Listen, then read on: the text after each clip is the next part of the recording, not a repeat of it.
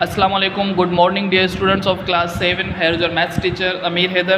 Dear students, as you know कि we are going to revise our syllabus. हम क्या कर रहे हैं, हम अपने syllabus को रिवाइज़ कर रहे हैं और हमने बहुत सारी चीज़ें इस चैप्टर में से पढ़ चुके हैं और हम सॉल्व कर रहे थे एक्सरसाइज में क्वेश्चन नंबर 6 आपको होमवर्क में दिया गया था।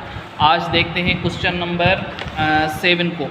क्वेश्चन नंबर 7 भी बिल्कुल सेम ही आसान ही है। इसमें देखें क्वेश्चन नंबर 7 में यूनिवर्सल सेट मिला हुआ है, ए सेट, बी सेट, सी सेट और डी सेट मिला हुआ है। आपको फाइंड आउट क्या करना है, फाइंड आउट करना है आपको A union B, C union D, इस तरह से बहुत सारे एग्जाम्पल्स दिए हुए हैं। यहाँ पर आपके पास देखें क्वेश्चन नंबर इसमें 7 में सी कॉम्प्लीमेंट या 5 में ए कॉम्प्लीमेंट लिखा हुआ है या 8 में डी कॉम्प्लीमेंट लिखा हुआ है। तो कॉम्प्लीमेंट यानी कि जिस सेट की कॉम्प्लीमेंट करनी है आपने वो यूनिवर्सल सेट से करेंगे माइनस, यानी कि अगर ए सेट से कॉम्प्लीमेंट लिखी हुई है तो आप यूनिवर्सल सेट को ए से माइनस करेंगे। और यहाँ पर देखें लास्ट वाला जो इसका क्वेश्चन है क्वेश्चन नंबर 10, ये डी जो स्लेश दी हुई है सी, इसका मतलब है डिफरेंस यानी कि आप डी को सी से माइनस करेंगे, यानी कि डी के एलिमेंट्स सी सेट से माइनस करेंगे या सी सेट के एलिमेंट डी से माइनस करेंगे, तो जो फिर डी में बचेंगे वही उसका आंसर काउंट हो जाएगा।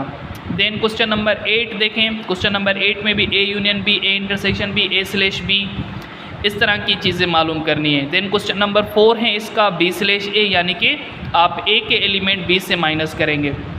देन क्वेश्चन नंबर 9 है आपके पास ए सेट मिला हुआ है, बी सेट मिला हुआ है, फाइंड करना है आपने ए स्लेश बी और बी स्लेश ए।